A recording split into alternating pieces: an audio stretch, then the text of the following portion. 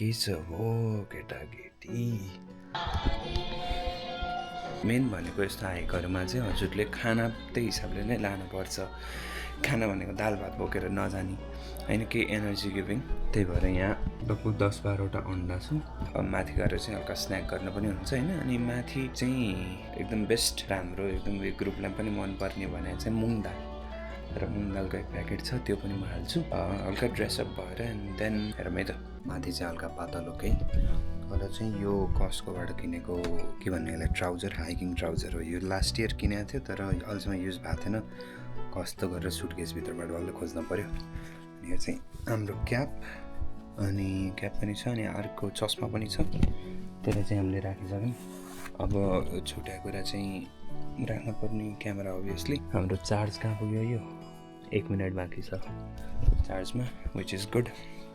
हामी चाहिँ जान लागेको ठाउँ चाहिँ यमुनुस्का। यो चाहिँ लगभग 7 घन्टा जस्तोको हाइक छ भन्ने कुरा छ। तर अब कतिसम्म गइन्छ भन्ने पुरै 100% नगरेर 65-60% गर्न पनि सकियो, किनकि यो पहिलो हाइक हो समरको।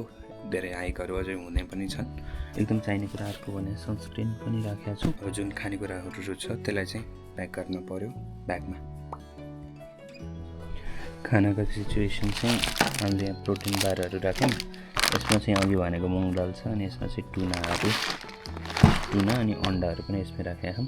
अनि पानीको सिचुएसन चाहिँ पहिला हामीले बोतल लैजान्थ्यौँ, तर आज चाहिँ यो पुरै थर्मस यो हिलटेकै लिएर जाँदैछौँ। घडीमा भएको छ 7:55। अब भनेपछि 2-3 मिनट मेबी 5-10 मिनटभित्र हामी हिँड्छौँ। दिन एकदम राम्रो छ फर नाउ। वेदर पनि एकदम राम्रो देखाएको छ। हल्का बादल चाहिँ छरिया छन्, तर उता चाहिँ 20-22 डिग्री देखा, जुन चाहिँ यहाँको लागि धेरै नै गर्मी हो।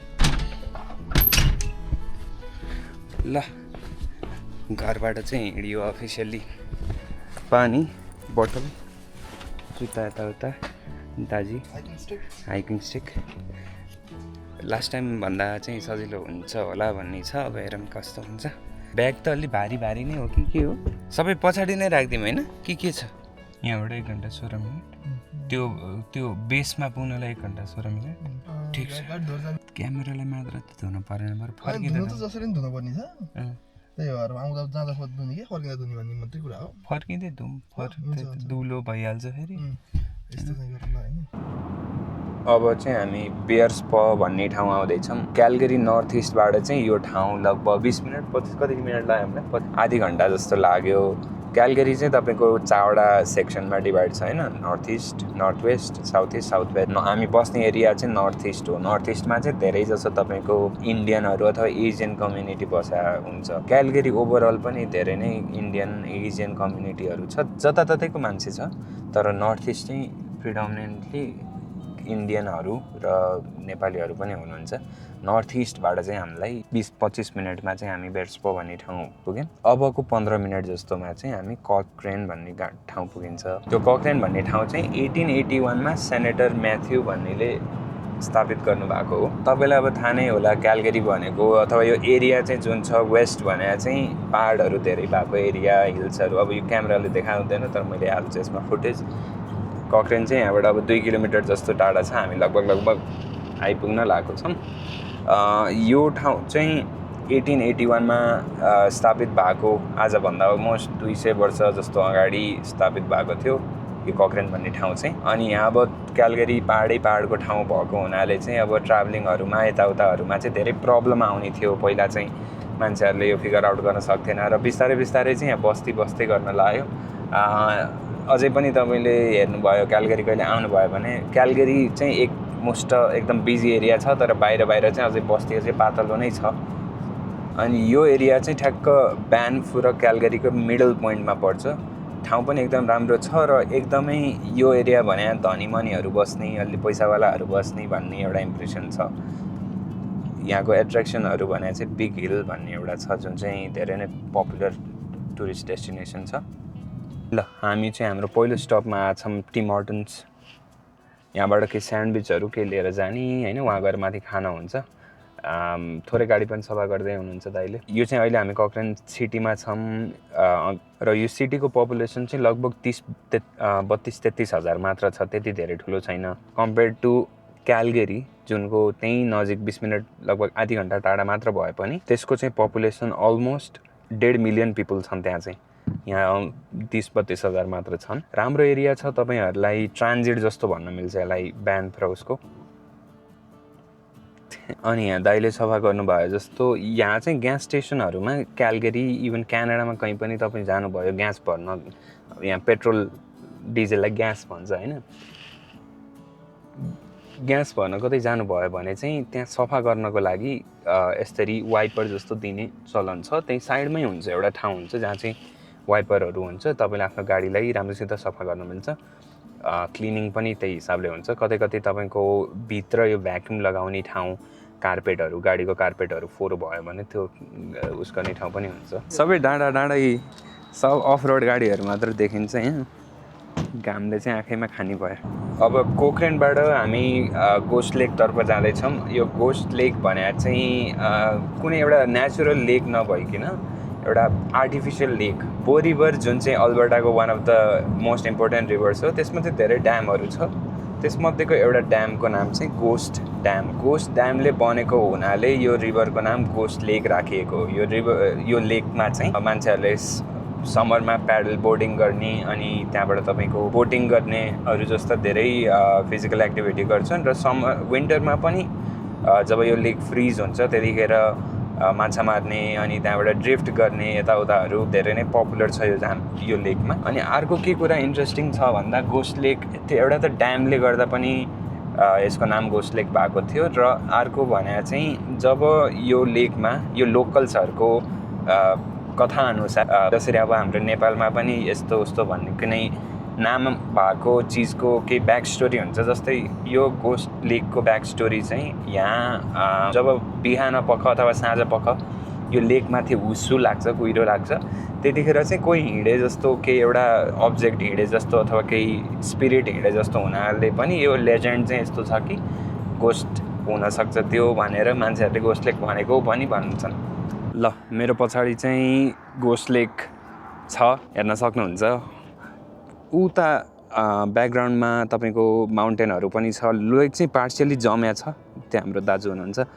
र यो एरियामा भएको मैले अघि भने जस्तै त्यो ड्याम चाहिँ त्यसलाई चाहिँ गोस्ट ड्याम भन्छौँ, त्यो डिस्टेन्समा देख्न सक्नुहुन्छ।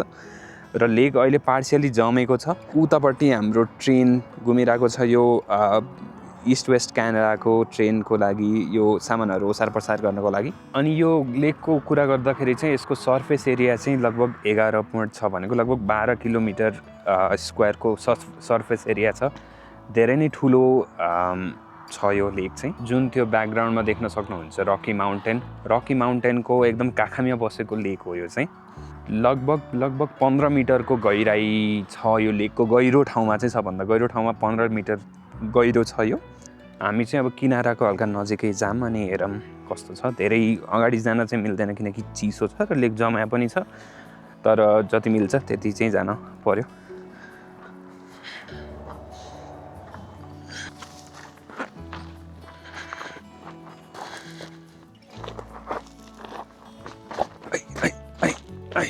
यो चाहिँ किनारा छ, लाइक यहाँ चाहिँ अब यो सायद एभ्री वर्ष खस्किरह होला के होला, तर लेक चाहिँ आर्टिफिसियल हो। Ready to rock and roll. अब फेरि आजको हाम्रो ट्रेल अथवा जुन हाइक छ त्यो चाहिँ मेन भने चाहिँ माउन्ट यमुनास्काको हो। माउन्ट यमुनास्कालाई चाहिँ माउन्ट जन लरी पनि भन्छ। यसको यो नाम चाहिँ 1961मा दिएको थियो, तर यो लोकलहरूले र आसपासको मान्छेहरूले चाहिँ माउन्ट यमुनास्का भनेर नै चिनेको छ। अनि यसको अर्को नाम पनि छ जुन चाहिँ यहाँको लोकल यो ट्राइब्सहरूले दिएको, इमाकान्था भन्ने पनि यसको अर्को नाम छ यमुनास्काको। अनि यो माउन्टेनको चाहिँ एकदम धेरै कल्चरल सिग्निफिकेन्स होइन, एकदम धेरै स्पिरिचुअल सिग्निफिकेन्स पनि छ। यमुनास्का चाहिँ क्यानेडियन रकिजको भनौँ पहिलो माउन्टेन जस्तो हो जहाँ चाहिँ एउटा इन्ट्रोडक्सन हुन्छ यी रकिजमा। क्यालगरीबाट चाहिँ ब्यान्फ चाहिँ Mount Yamnuska one of the first mountain that you can see and it's a pretty good hike. यहाँ चाहिँ जुन बाइजन, अब हामीले भैँसी भने जस्तै जङ्गली भैँसी भन्छ बाइजनलाई चाहिँ, बाइसन हन्टिङको लागि। अनि मुज भने चाहिँ यहाँको ठुलो क्यानाडाको एकदम सिग्निफिकेन्ट, क्यानाडाको एकदम इम्पोर्टेन्ट एनिमल मुज भने लगभग हाम्रो गैँडा जत्रै हुन्छ नेपालको त्यो पनि देख्न सकिन्छ यो भ्यालीमा। र यो सबै चाहिँ बो भ्याली प्रोभिन्सियल पार्क, यो एरियालाई बो भ्याली भन्ने हुनाले बो भ्याली प्रोभिन्सियल पार्क जुन चाहिँ यहाँको सबभन्दा यो एउटा ठुलो एरिया छ। त्यहाँ चाहिँ यो रकिजहरू अनि यो हामी अघि भर्खर गएको घोस्ट लेकहरू, यो रिभर भयो बो भ्याली रिभर, सबै चाहिँ यो सेगमेन्टभित्र पर्छ। र यहाँ ओइल एन्ड ग्यासको पनि धेरै नै ठुलो इन्डस्ट्री छ। ओइल एन्ड ग्यास मेजर यहाँको कम्पनी, यहाँको बिजनेस भएको हुनाले चाहिँ एकदम रिच एरिया मानिन्छ। जसरी अघि हामी गएको कक्रेन भन्ने एरिया थियो, यो सबै एरिया चाहिँ सबै ओइल एन्ड ग्यास हुनाले र यो क्यानाडाको वेस्ट साइड ओइल एन्ड ग्यासमा एकदम अगाडि भएको हुनाले चाहिँ सबै रिच एरियाहरू नै छ यहाँ। प्लस टुरिज्म पनि यहाँ धेरै ठाउँ देश विदेशबाट टुरिस्टहरू पनि आइराख्नुहुन्छ। जसरी हामी अब नेपालबाट आएको छौँ नेपालीहरू होइन, यहाँ धेरै नै हाइकिङहरू जाँदाखेरि वा हिँड्दा गर्दा तपाईँले धेरै टाइपको कम्युनिटीहरू भेट्न सक्नुहुन्छ। र केनेडियन रकिज चाहिँ विश्वभरि नै एकदम फेमस माउन्टेन रेन्ज हो। जसरी हाम्रो हिमालय छ नेपालको, यहाँको क्यानेडियन रकिज छ। यो रकिज चाहिँ एक्सटेन्ड भएर युएससम्म पुग्या हुन्छ र यसको धेरै ठुलो हिस्ट्री। जसरी इन्डिया र नेपालको बिचमा टेक्टोनिक प्लेटहरू छ र त्यो एक जमानामा ठोकिएर चाहिँ माउन्ट एभरेस्टहरू माउन्टेन रेन्जहरू भएको, त्यसरी नै यो रकिजहरू बन्नमा चाहिँ लुइस ओभरथ्रस्ट भन्ने एउटा एस्पेक्टले गर्दाखेरि यो रकिजहरू बन्या हो। जसरी दुईवटा प्लेटहरू ठोकेर अनि त्यसरी माउन्टेनहरू भएको। अनि जुन पनि हाइकहरू छ यो रकिज एरियामा र यो एरियामा चाहिँ यमुनुस्का चाहिँ त्यति डिफिकल्ट पनि मानिँदैन, तर पनि इजी पनि छ, तर माथि गएर हल्का च्यालेन्जिङ पनि हुनसक्ने। दुईवटा सेगमेन्टमा डिभाइड भएको छ। ल अब चाहिँ हामी यो उसको फेदमा आइसकेको छौँ। हामी माउन्टेनको फेदमा आएको छौँ। अब चाहिँ गाडी पार्क गरेर यहाँ जुन हाम्रो ग्रुपहरू हुनुहुन्छ उहाँलाई मिलेसम्म भेट्ने, अनि त्यहाँबाट चाहिँ हामीले हाइक स्टार्ट गर्छौँ। अब चाहिँ हामी सामान हल्का फुल्का प्रिपेयर गरेर हिँड्ने तर्खरमा छौँ।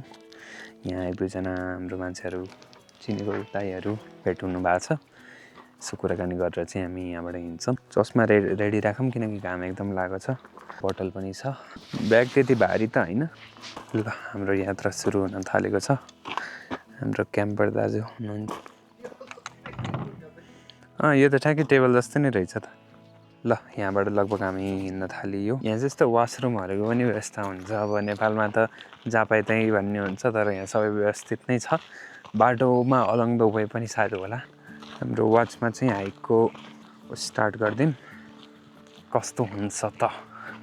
लास्ट टाइम चाहिँ गाह्रो नै बनाएको थियो 2 दिनसम्म, तर यसपालि चाहिँ धन्न यसो साडियो भएको छ योभन्दा अगाडि चाहिँ। र यो चाहिँ लगभग 8 किलोमिटर जस्तोको छ हाइक, पुरा हाइक गर्ने हो भने। तर हामी त आउने बित्तिकै हराइयो त। एक्जेक्ट त्यता हामी यता आउनुपर्ने थियो कि उता जानुपर्ने थियो? उता जानुपर्ने थियो होइन, गाडीको बाटो हिँड्ने हो होइन। हल्का रिराउट गरौँ। मान्छेहरू चढेर नि फर्किसके। तर यस्तै एकाबिहानै जान नि मजा आउँछ। हाम्रो दिउँसो त भइहाल्यो होइन। यमुनुस्का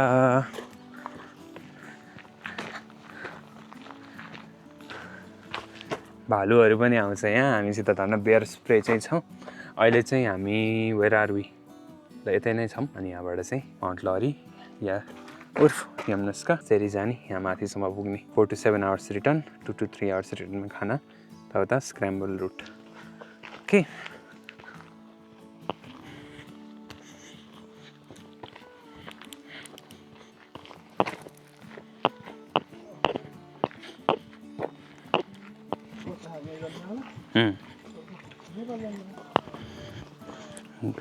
मर्निङ 10 मिनट पुरा भएको छ। स्ट्रेचिङ नभएर नि होला कि पिडौला त फायरमा।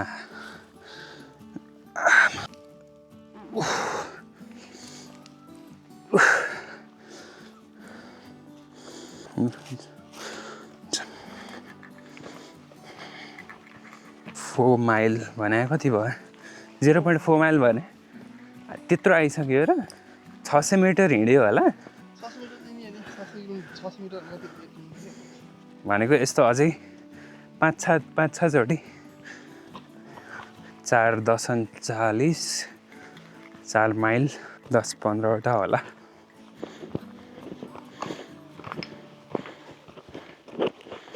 कस्तो चिप्लिने ढुङ्गा जस्तो छ यार है।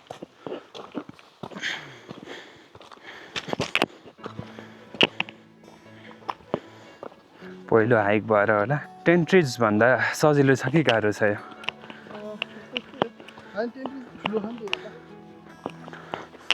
लेन्थमा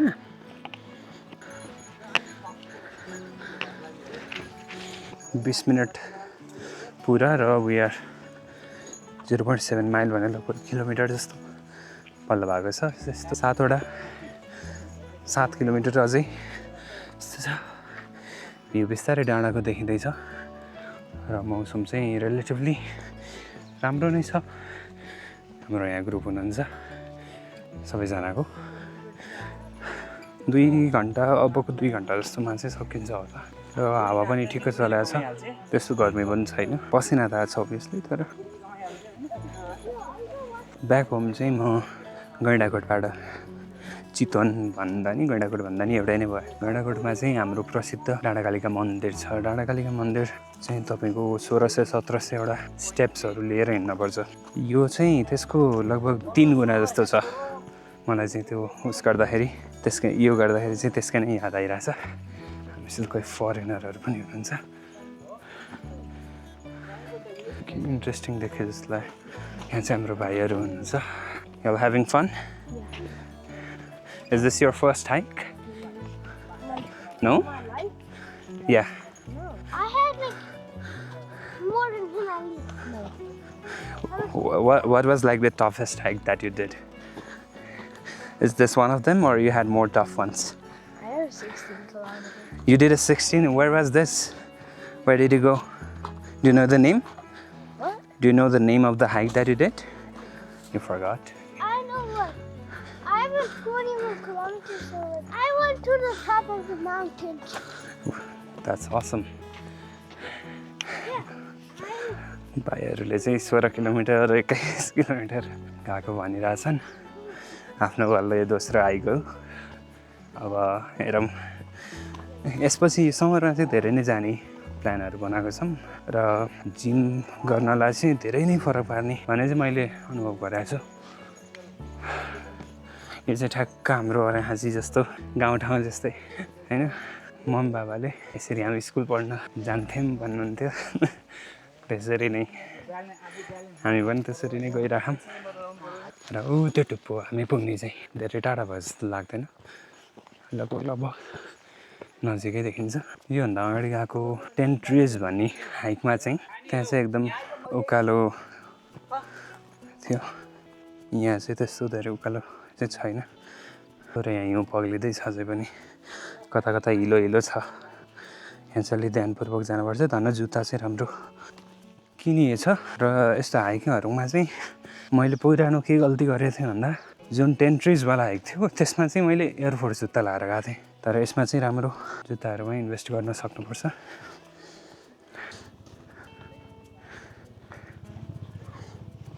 हामी चाहिँ अगाडि जाऊँ, किनकि दाइहरू छोराछोरीहरूसँग हिँड्नु भएको छ।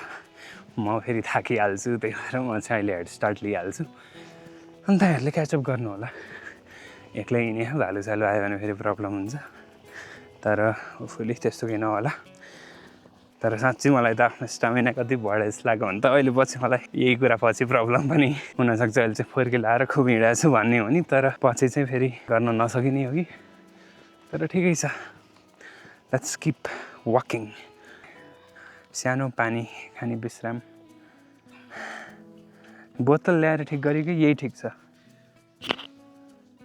बाबाले दिनु अलिकति रिजन छ के अहिले पानी चाहिन्छ अनि यसै खाएर छोरो यो साला यही आयो के सानो स्न्याक खाएर अब हिँड्ने। स्पाइकले चाहिँ एउटा स्पाइक थियो, मैले कल्पनालाई दिएँ, बादलमा कल्पना थियो। घुमाउने पनि गजब आउँदो रहेछ नि। हजुर, छिटो घुमायो भने चाहिँ त्यो हेर्नलाई फिलै आउँदैन। हाम्रो दाजु हुनुहुन्छ यहाँ। हामी चाहिँ बिस्तारै नै जाँदैछौँ। हावा लागेको छ, एकदम राम्रो छ वेदर। तल चाहिँ अलि हुप्प थियो, तर तपाईँले भ्यू देख्न सक्नुहुन्छ। माउन्टेन रेन्ज ऊ त्यहाँ तलपट्टि चाहिँ एउटा हार्ट सेपको लेक पनि छ हावा लाएर धेरै शीतल भएको क्यामेराम्यान विदर पाण्डे भाइ त झन् भर्खरका छन् त काला निचार भने दुध जाला जस्तो छन् होइन गुरु कति वर्ष भयो बाबु 25 लगाइयो 18 वर्षमै आएको हो कि होइन 17 17मा हो लगभग 1 घन्टा 20 minute and we are at about 2 miles elevation चाहिँ 1200 feet माथि पुगेको छ भ्यालीको भ्यू त छँदैछ अब यहाँबाट चाहिँ धेरै आई थिङ्क यदि यो 2 माइल हो भने अलमोस्ट 4 किलोमिटर यसमा 5-6 कति किलोमिटर थियो भनेको हामी लगभग आधी बाटो जस्तो सायद आयौँ होला अहिलेसम्म त फ्यामिली ग्रुप धेरै हुनुहुन्छ त्यही भएर हामी we are taking our time we are not rushing किनकि अब उहाँहरूको there are kids and stuff so ठिकै छ अब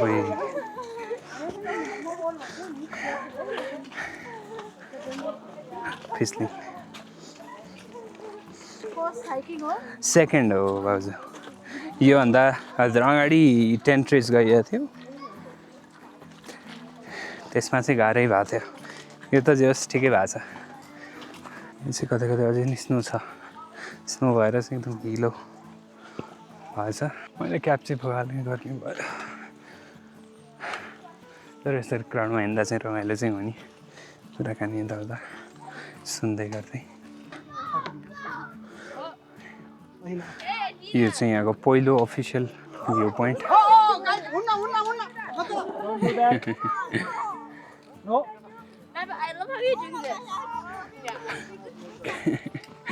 क्योटिक छ तर रमाइलो छ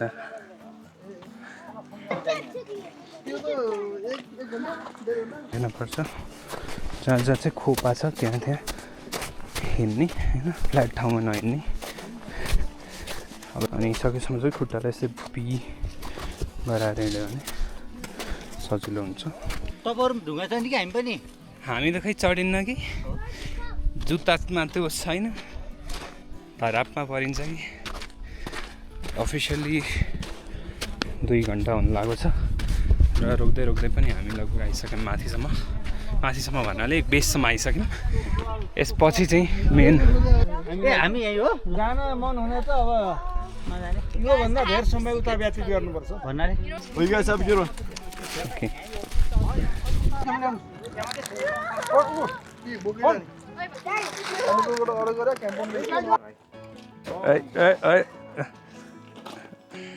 यो चाहिँ योभन्दा अझै माथि पनि छ ल दाइहरू त माथि नै जान लाउनु भयो यो बिचको विन्डो जस्तो छ त्यहाँबाट चाहिँ अनि ठ्याक्क माथि जानु मिल्छ ए हो र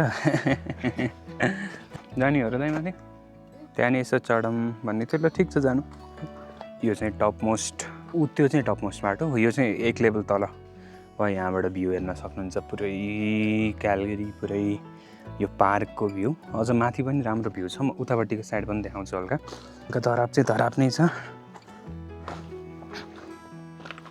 यो चाहिँ तलपट्टिको भाग यहाँ चाहिँ माउन्टेनहरू छ स्नो लगभग पग्लिसकेको छ तर स्नो छन पनि छ दाइहरू चाहिँ यता जानुभएको छ म चाहिँ गइनँ अब यहाँ चाहिँ एउटा ठुलो रक छ यो रकमा चढ्न चाहिँ पायो भने क्यामेरा चाहिँ नखस्यो भने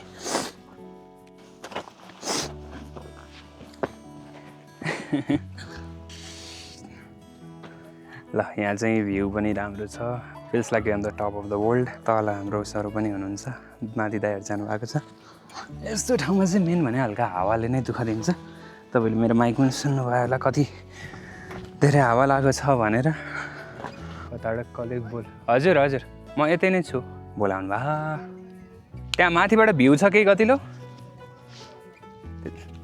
ल दाइले बोलाउनु माथि नै जानु हिँड्ने चाहिँ कताबाट हो ढुङ्गाहरू चाहिँ एकदमै सार्प छ र 3 ठाउँमा आफ्नो पकड नभएसम्म चाहिँ अगाडि नबढ्नु 3 ठाउँमा चाहिँ आफू एटलिस्ट सेक्युर हुन पऱ्यो झर्दा चाहिँ कसरी झर्ने यार यो सानो चिम्नी जस्तो छ सायद यसलाई त्यही भएर चिम्नी भन्छ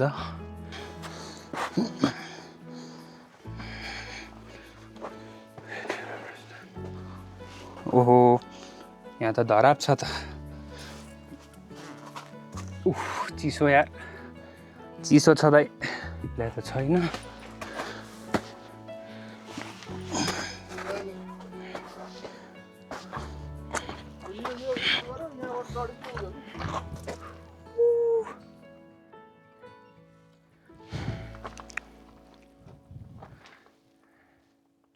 भ्लग बनाउँदा चाहिँ आफू पनि अलि सुरक्षित चाहिँ हुनुपर्छ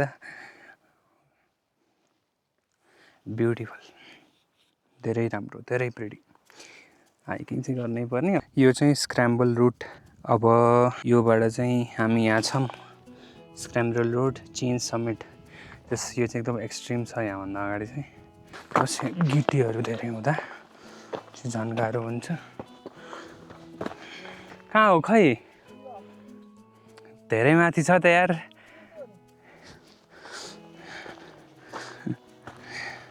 दाइहरू त नजानी भनेर फेरि कहाँ पुगिदिइहाल्नु भयो त अब त सक्नै पर्यो नि कहाँ जाने अब त यसरी चाहिँ नचढ्नु होला कहिले पनि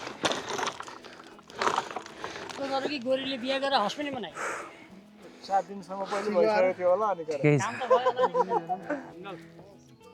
बहिनीलाई पठाउने फोटो जुम गरेर गरिदेऊ त्यही भएर सोधेको होला नि हुन्छ ल अब चाहिँ यहाँ हामी झर्न थाल्यो है यो भ्यालीको भ्यू पछि धेरै नै राम्रो छ उता माथि काग उडिरहेछ अब लेट्स गो झर्न पनि डर लाग्छ लास्ट टाइम आउँदा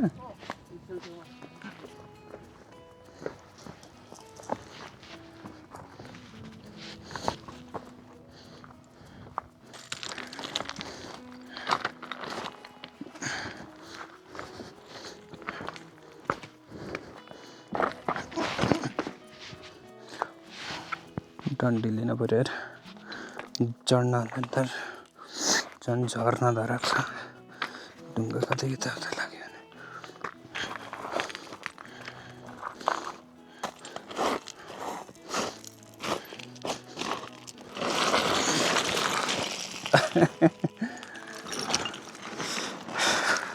बसेरै झर्नुपर्छ जस्तो छ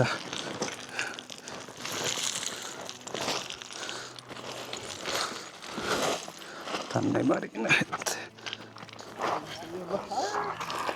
ल अब चाहिँ तल चढ्दैछु बाटो चाहिँ एकदम गाह्रै छ तर गिट्टीहरूमा चाहिँ अलि आफू होस पुऱ्याएर हिँड्नुपर्छ अब एउटा हातमा लट्ठी एउटा हातमा क्यामेरा त्यही भएर गाह्रो नै हुन्छ त्यही भएर पिओभी नै मैले राखिरहेको छु हावा शीतल छ हामी हाइकमा अलमोस्ट 3 घन्टा पुग्न लागेको छ र we went to the height of almost 2000 feet 3 mile जस्तोको थियो फर्किँदैछौँ बिचमा थोरै के खाएर अनि त्यहाँबाट फर्किन्छौँ झन् चस्मा लगाएपछि अझ गाह्रो हुने कि किनकि तपाईँको चस्माले भन्नाले उहित कुरा त होइन हो तर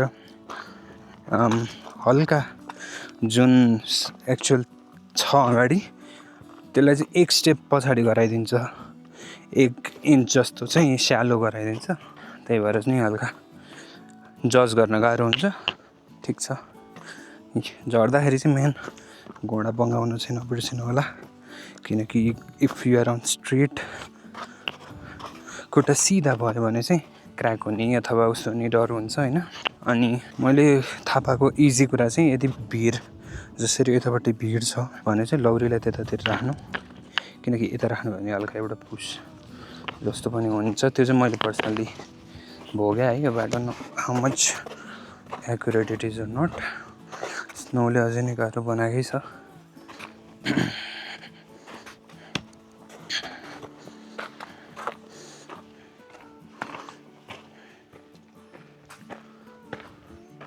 कि त सिधै सर्लक्कै खाल्टै छ त यार क्यामेरा सम्हाल्ने कि आफूलाई सम्हाल्ने कि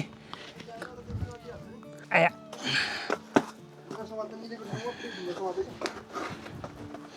कहाँ टेक्ने अब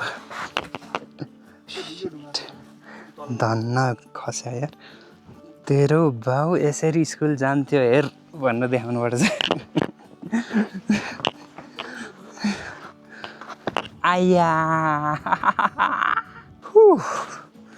यस्तो शैतान बढेर आयो यार हैट अलमोस्ट देयर अब त झर्नेबाट तल गएर चिरिप्पा खानुपर्छ यो पनि नट ब्याड नै छ है घोडा निहुराउँदै यस्तो चिप्लो छ छोयो कि चिप्लो यो त अघि भन्दा त यो डर लाग्यो त मलाई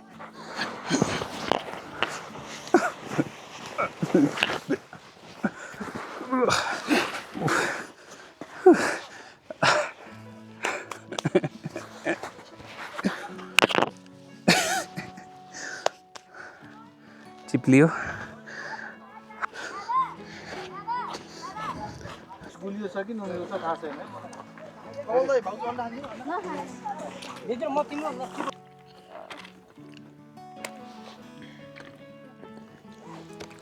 अब चाहिँ हल्का स्न्याक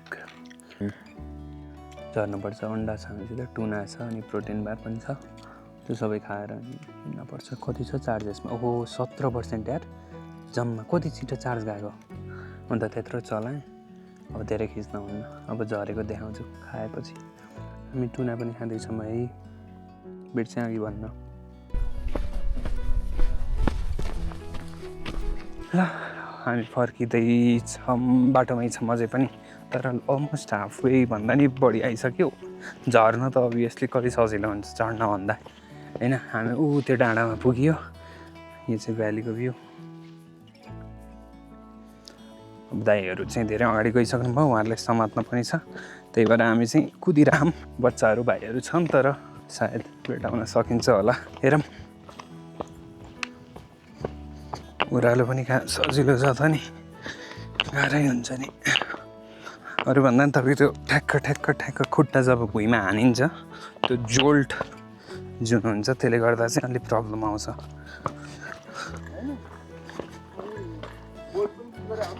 हामी 20-25 मिनट त माथि नै बस्यो हल्का फुल्का गर्दै ल लगभग आइसक्यो जुन रोडबाट स्टार्ट गरेको थियौँ त्यो रोड चाहिँ यहाँ छ यो ग्रेभल रोड ढल्याहरू यहाँ छ ओभरअल 4.5 घन्टा भनेको नट ब्याड धेरै ठाउँ बसेर कुरेर यताउता गफ गरेर खानासाना खाएर आएको त्यही भएर त्यस्तो केही फरक चाहिँ परेन हामी कुदाई गएर फटफट गरेर फटफट आएको भए मेबी 3 आवर्समा सकिने रहेछ अहिले कति घन्टा 3 आवर्स 4 आवर्स 29 हजुर 4 आवर 30 मिनट चोखो बसेर भनेको 3 घन्टामा हामीले सकिने रहेछ रोड पनि आयो अब चाहिँ गाडीसम्म पुगौँ सो गुड बाइज भनौँ अनि बिस्तारै घरतर्फ लाग्नुपर्छ ब्याक टु नर्मल आइयो 2 to 3 आवर्स जस्तो नै भन्नुपर्छ यसलाई चाहिँ किनकि हामी आधी घन्टा त बस्दै पनि बस्यौँ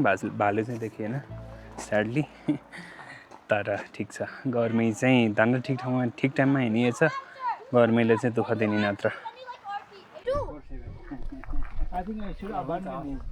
हामी चाहिँ फाइनली फर्किँदैछौँ धेरै नै रमाइलो भयो रोडमा आइयो घाम ठ्याक्क चर्किने बेलामा चाहिँ हामी फर्कियौँ अब चाहिँ हामी यहाँबाट घरतर्फ लाग्छौँ र यसपछि लेट्स सी के गरिन्छ